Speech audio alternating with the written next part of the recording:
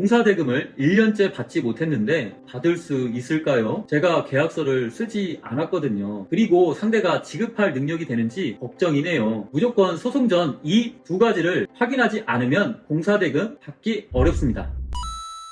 안녕하세요. 부동산 전문 박순배 변호사입니다. 저희 사무실에 공사대금 청구 소송을 원하시는 분들이 많이 찾아오십니다. 공사대금 청구 소송 시 안타까운 부분이 있는데요. 소송 전 이것을 검토하지 않아서 패소하는 경우가 많습니다. 바로 승소 가능성입니다. 공사 현장에 장비를 임대하는 50대 의뢰인이 있었어요. 공사대금을 1년째 받지 못했는데 받을 수 있을까요? 제가 계약서를 쓰지 않았거든요. 그리고 상대가 지급할 능력이 되는지 걱정이네요. 만약 공사 계약서를 쓰지 않았다면 공사대금 채권의 발생 사실을 입증하기 어렵겠죠. 일전에 공사 계약서를 쓰지 않고 공사를 하신 분의 경우가 있었는데요. 하지만 이를 해결한 사례가 있었습니다. 못 보신 분은 위 영상 참고하세요. 핵심은 바로 공사 단가와 수량을 입증하는 것입니다. 제가 말씀드린 또 다른 중요한 부분이 있습니다. 집행재산을 확보하기 위해 이것을 진행하셔야 한다는 거예요. 바로 보전 처분입니다. 먼저 채무자의 사업활동 여부와 재산이 있는지를 확인해야 합니다. 채무자가 사업활동을 하지 않거나 사업자를 폐지하는 경우가 있습니다. 이런 경우 더 이상 집행할 재산이 남지 않게 되죠. 시기가 너무 늦은 것입니다. 승소 판결의 목적은 채무자의 재산을 강제 집행해 돈을 받는 것이죠. 많은 비용을 들여 승소했더라도 무용지물이 되어버립니다. 그래서 법률 전문가와 소송 진행 시 집행할 수 있는 재산을 확보해 두는 것이 필요합니다.